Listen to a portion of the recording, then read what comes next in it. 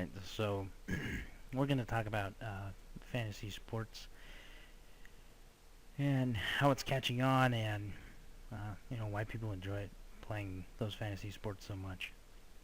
Uh, there's different types of fantasy sports. A very popular one in America is football, also baseball. Apparently you can get into soccer, and a lot of people play fantasy basketball and hockey as well. Those various types of games. You can do a head-to-head where you play a different player in your league every week. There's rotisserie. You rotate throughout the week. Each day you play a different person, however many points you get on that day. There's salary cap where you choose a team, and you're getting a certain amount of figurative money. It's kind of fake money to build your team, and then you play with that team throughout the year. And there's many other different types. There's also a lot of different companies that do produce these games. There's Yahoo.com, ESPN.com, NFL.com, just to name a couple. Just show you what they kind of look like. This is one of my head-to-head teams.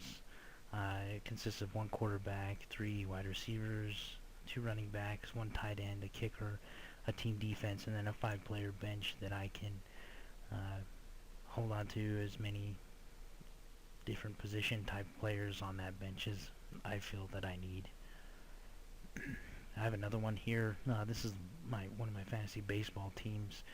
I have a catcher, a first base, a second base, third base, shortstop, 3 outfielders, 2 utility players that I can put any position of player into, 2 starting pitchers, 2 relief pitchers, and then 4 pitchers of any type. And then again, there's 5 spots on my bench there.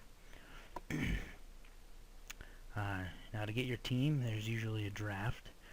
There's different formats of draft. There's an auction type draft where you kind of do it like real NFL teams or baseball teams or NBA teams draft. You have a certain little salary cap there of figurative money, and then you bid on the players that you want, and if you are the highest bidder, you get that player on your team. There's a snake type draft where it goes in turns, and you pick whatever players available that you want, and then it moves on to the next team to pick. And then there's also auto draft where the computer just randomly selects the players for you, and there's a couple other formats that I'm not all very familiar with, but they are out there. The scoring for these, usually your commissioner will set the scoring. There's a whole bunch of ways to score it. You can do it by the different statistics, measurable statistics that these players have, and however many points comes along with that statistic usually is set by your commissioner, and usually your league will have to agree on those types of rules before you start playing. And usually decides the outcomes of each match, whether you're playing weekly for the whole season, or if you're even just doing daily games and matches. There are quite a lot of fanatics for fantasy sports out there. In 2012, there was 33.5 million Americans playing fantasy sports, and in that same year, those participants spent $1.6 billion on those fantasy sports. So it is a growing craze, and obviously people see it as a large and growing business opportunity to where they can make quite a bit of money out there. One of the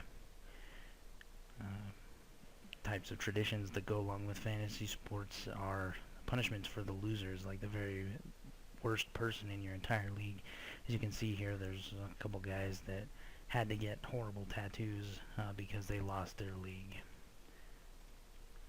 And that's all, folks. It was a pleasure working with you this year, and may you have the best to come.